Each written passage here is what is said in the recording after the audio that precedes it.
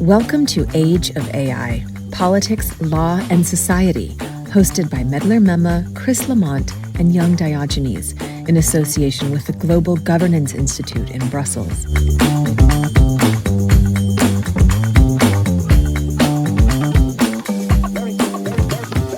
Artificial intelligence is actively reshaping the medical landscape. From diagnosing complex diseases to personalizing treatment plans, AI is driving innovations that were once thought impossible. However, as we embrace these advancements, we must also confront the challenges they bring, ranging from ethical concerns to data security. In this episode, we explore how AI is transforming the healthcare industry. And to discuss the advantages, challenges, and ethical considerations of using AI in medical applications, I'm joined today by Dr. Nafiseh Cati Molaei, a postdoctoral scholar specializing in biomedical data science, formerly at the University of Chicago and now at Northwestern University. Cati, welcome to Age of AI. Hello, super excited to be here. Well, excited as well. As we were discussing off air, this is an episode about a year in making. We were supposed to meet in Chicago, I think, about a year ago. But I'm happy that we finally can, and I think it's the right time for this because a lot of things have changed. And of course, you've also had some changes in your career too. So maybe could you tell our listeners a bit about yourself, your work, and where you're headed? So I'm Cati Molaei, and I am postdoctoral scholar at Northwestern Medicine. Basically, my expertise is how we can use large language models in healthcare, and even how we can use it in phenotyping in health data. So previously, I was working on a University of Chicago as a biomedical data science. So at that moment, I worked with Epic data, which I implemented natural language processing, such as, for example, large language models in clinical notes and how we can automate annotated data. Before that, I was in Portugal and I graduated in biomedical engineering. So I hold a PhD and right now happy to be with you. Yeah, well, thank you very much. It's quite a journey. Can you maybe just very quickly, this is not the subject of the conversation, but the transition from Portugal to the United States, how does that happen? And really your transition from more kind of like traditional kind of biomedical type of work into the AI space? Well, when I was in Portugal, my PhD beyond in industrial reaction actually. Yes. So I was working based in AI algorithm in medical department of Volkswagen industry. So basically at that moment, I discovered that I have to use AI algorithm in healthcare, basically in health data in medical data. So I decided to come to the United States after I graduated in PhD, and these transitions give me many opportunities, such as be in the new culture and know that how AI can be implemented in different hospitals and different research institutes. Okay, well, this is actually a good point for me to kind of ask the first really substantive question here, and that is, off air, we talked also a lot about large language models, but that's not the only work you're doing. So maybe you can tell us about things beyond just LLMs. But in what ways generally AI and large language models or vision AI currently transforming healthcare, especially when it comes to like clinical decision-making, diagnostics, patient care? Can you tell us a bit more about that? The thing is that AI is already transforming healthcare in diagnosis, treatment recommendation, and workflow optimization. For example, in radiology and images, AI tool like those from like DeepMind or Google Health detect tumors and lung diseases faster and sometimes more accurately than radiologists. And for example, in terms of predictive analytics, AI models trained on electronic health record can predict hospital risk and even heart failure before symptoms happen. And right now, physicians work on personalized medicine. So in this case, AI can analyze genomic data to recommend target therapies for cancer patients. Additionally, for example, clinical workflow can be one of the actually area that AI can be helpful, like NLP AI systems are helping physicians by automating documentation and improving diagnosis efficiency.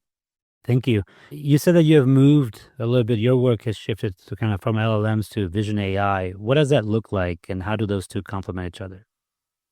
Right now, we have a new area of the LLM, which is combined computer vision and large language models. Right now, at Northwestern University, I'm working on tissues, and actually, it comes from the mouse or monkeys. So we detecting HIV and also cell positive by using a VLM. So these kind of algorithms right now can enhance actually and increase the accuracy that physicians can understand which kind of the cell positive can be detected in these kind of images. I was actually going to ask you about that because I was reading a recent report, I think, on Stanford University's human-centered AI, and they were citing another report on Stat News. They were talking about this gap that exists, and we'll get to this a little bit later also in our discussion, but since you brought this up, but there's a gap between the promise and the reality of LLMs in healthcare. Again, in this example cited by human-centered AI, an LLM was tasked with answering patient messages. But then a study that kind of followed up on the quality of those answers, assessed its performance, found a finite percentage of LM answers to patients had safety errors. And in one instance, the advice given to a patient could have actually been fatal. How do we close the gap between the promise of AI and LLMs and others and the current performance? How do we bridge that? How do we go from where we are to where we want to be? I can say that the bridge between AI and clinical application can be such as collaborative detection frameworks. So, for example, positioning AI as a decision support tool can enhance rather than replace clinical expertise. Or developing AI can be useful for clinical context, including, for example, factors that may not be captured in the structured data. And even for creating explainable AI system that allow clinicians and physicians to understand the basis of recommendation. And this adaptive learning implement actually feedback loops where clinicians input improves model performance during a time, and it establishing clear guidance for when and how clinicians should actually use this kind of AI recommendation.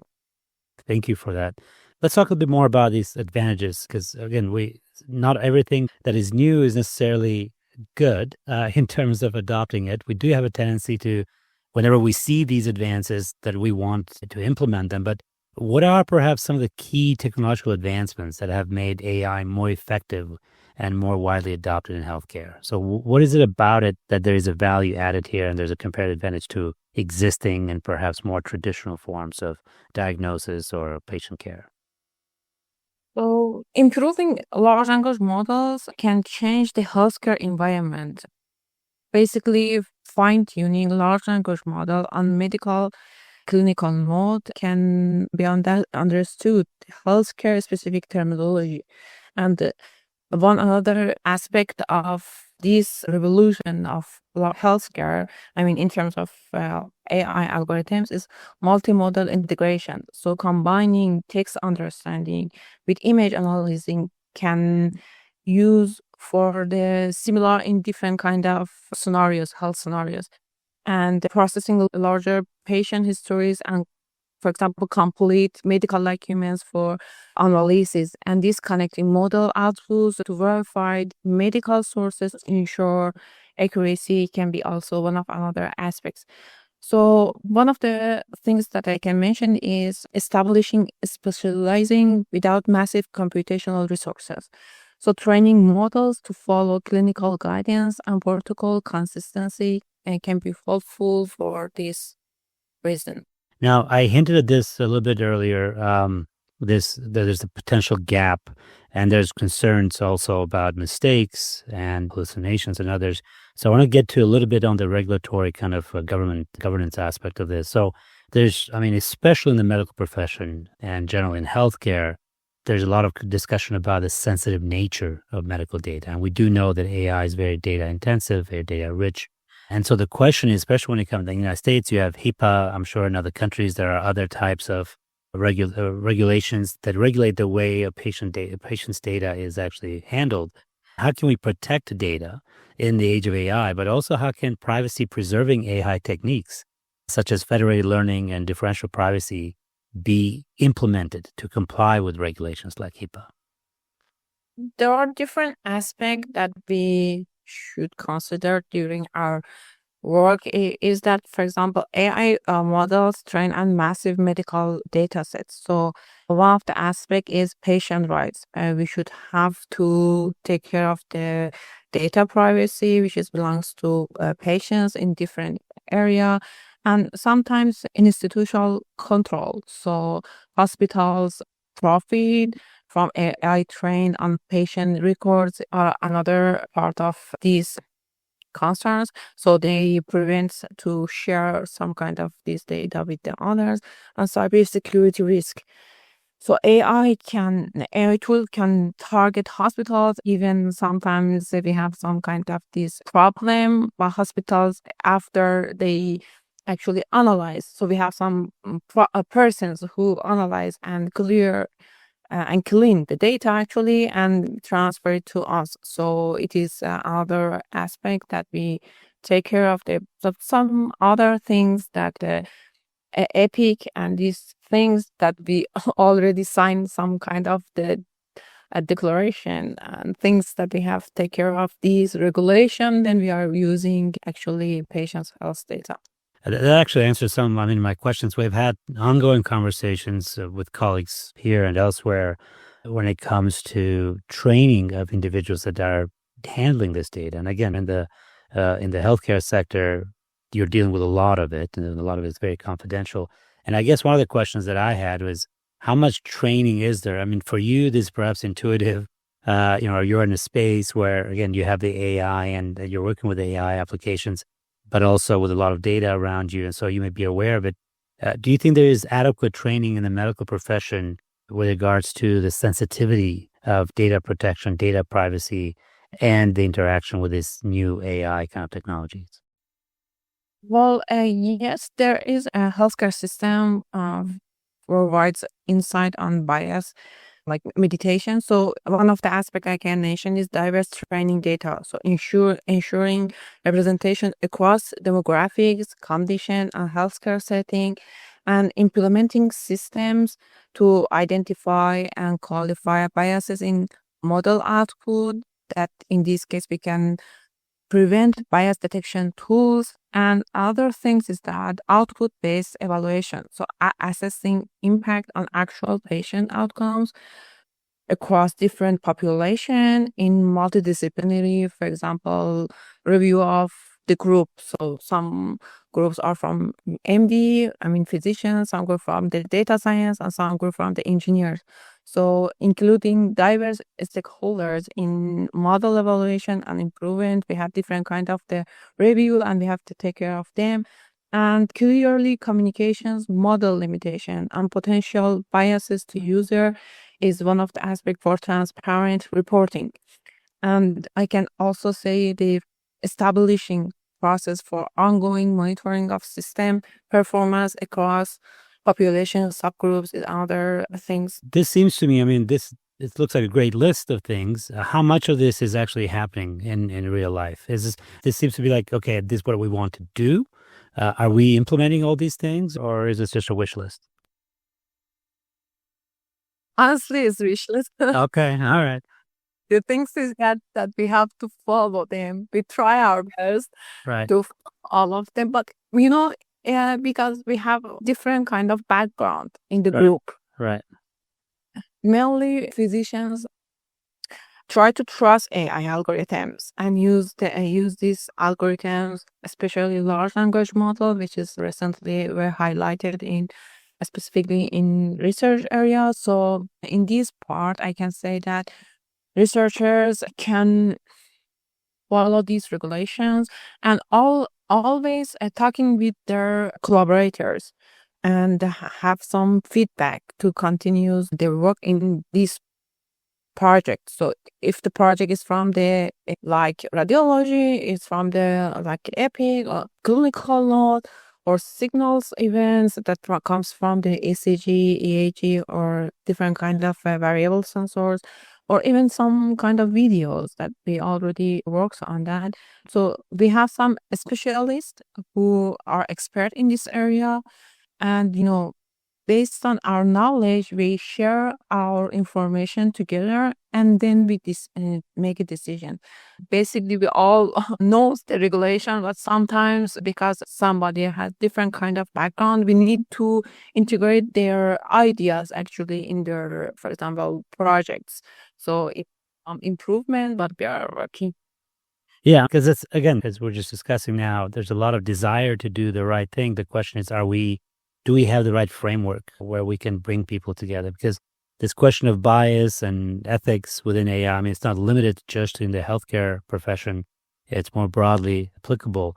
And so what have you found? I mean, you're discussing some of this, but are you finding any inherent biases when it comes to data training? As you're looking at this, are you running into problems in your own work or other people's work, maybe, or in the literature generally? I don't want you to reveal your own, perhaps confidential work that you're doing, but does that concern you? Inherent bias and the ethics of with training particular types of data. It's a concern across society, right? In the criminal justice systems, in education, in banking, right? Healthcare, I mean, the welfare systems and everything else. And I would suspect that this would be the case also in healthcare. And my question is that what you're finding as well? Or is healthcare a little bit more insulated in that sense? Oh, the things is that we have bias. Let me take an example. So in some cancer, um, most population is for the women. And when we train the data, it give us some bias because 90% of data are belong to the woman and 10% is belong to men. So it's called awareness. And when we train the model and have an output, then we understand that, okay, maybe we have to do some post-processing. Right. Then we understand maybe some kind of regulation should be adopted with these kind of models. And it just needs some consultation and some discussion with the physicians, but how we can have a balanced data in this situation. So the things that we are doing right now is post-processing. So after we get the result, we have some filtering, talking to physicians, and then actually, for example, have an output. Yeah.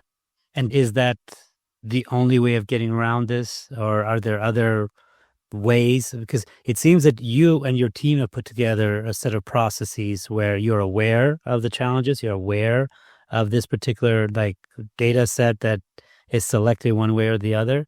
Are there any industry-wide kind of standards that can and ought to be used when it comes to these ethical frameworks, right? So, or does this have to be an ad hoc kind of situation where every team decides on their own how they address these challenges?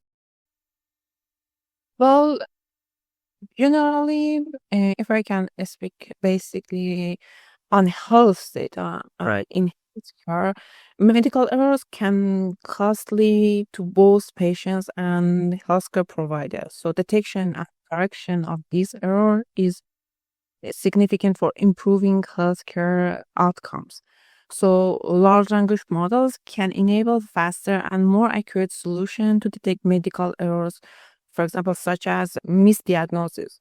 Large language model can leverage to identify inconsistency between patient symptoms and diagnosis mentioned in the clinical note. And medication error is another point that large language model can be leveraged to detect errors in medication, dosage, frequency, duration, potential drug interaction. So large language models can also assist with suggestion, correction, and recommendation, differential diagnosis, personalized treatments, and interventions.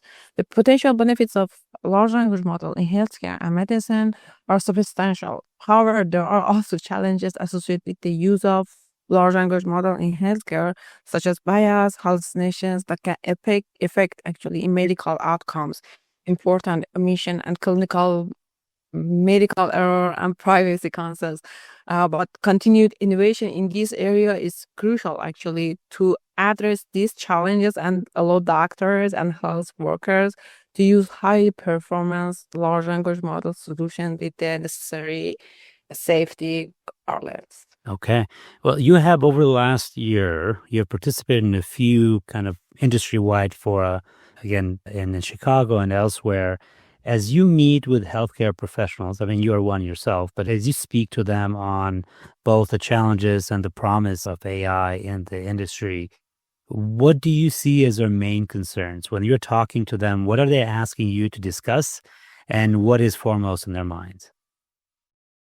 Mainly, I talk about the AI that can be leveraged in healthcare.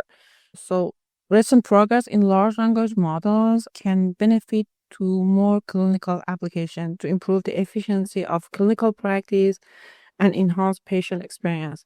For example, extracting useful information and insights from the electronic health record and assisting doctor with lecture review and easier access to up-to-date and trustworthy information. And for example, predicting diseases progression and identifying high risk patients and even recommending personalized treatment plan, intervention, or clinical triage and improving clinical workflow. So Hmm. these kind of things can generate clinical notes also and reducing doctors' documentation time and even automate administrative tasks such as medical doctor, even medication, medicals, and actually clinical note automation can be really faster than previously that they do. For example, they can automating administrative tasks such as medical coding and billing even, and generating differential diagnosis and improving diagnosis accuracy based on these large language models. Right. And this is my kind of final question for a day is there's been a lot of upheaval in the medical, not just medical, just generally, or at least there's a lot of talk about upheaval in the labor market. There's a lot of concern about how AI is going to impact the future of work. And again, across various sectors of the economy, are doctors worried about this? Are medical professionals worried about this? And what is your assessment in terms of the impact of AI and the future of work in the healthcare industry? Mainly in hospitals, chief medical officer for directly work in this area.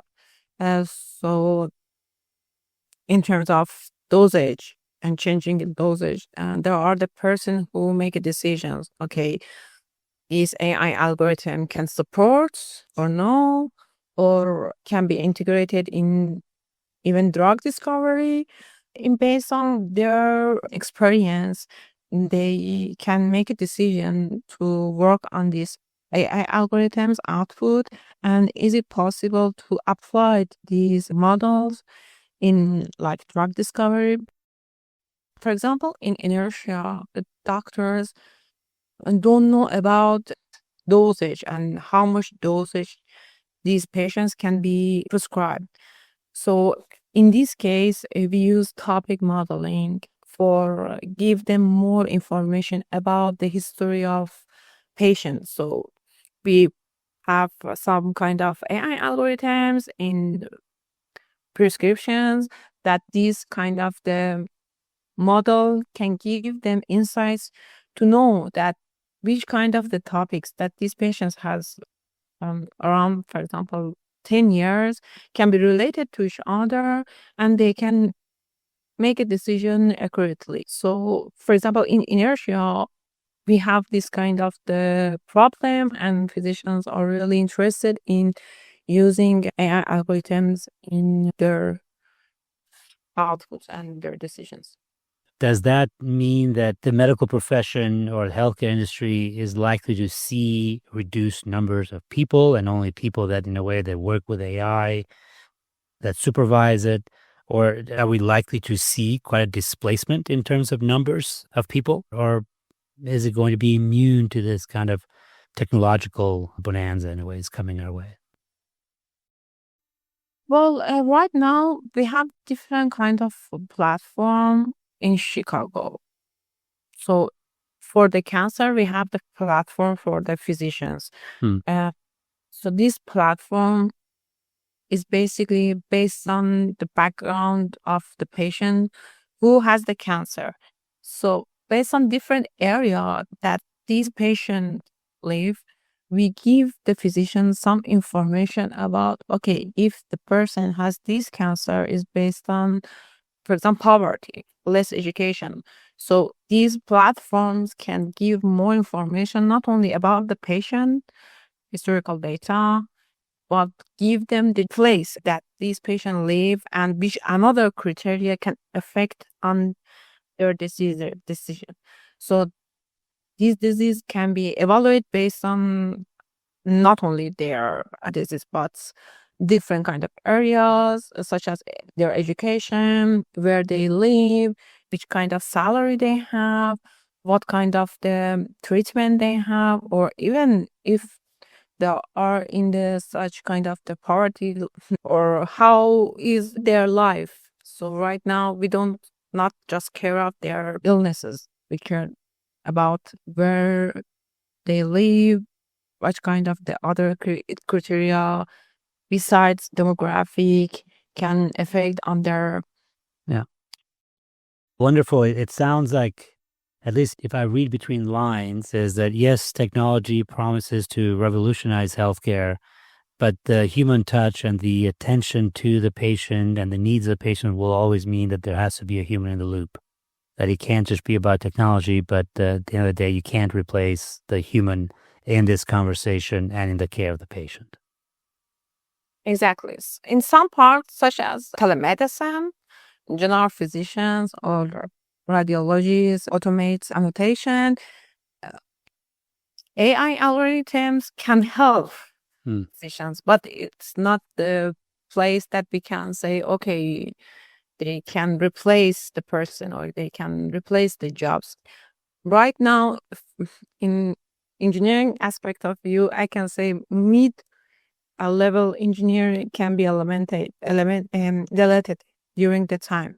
So just persons who are staff or who are principal in their area can be remain, but the persons who are in the mid-level, such as, for example, automates annotation or, for example, taking the images and evaluate them, these kind of the person who are like a practitioner can be deleted in the future.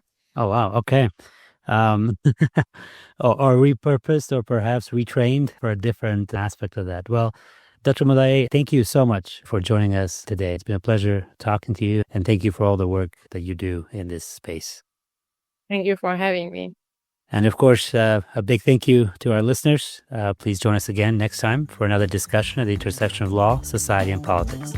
Until then, stay human.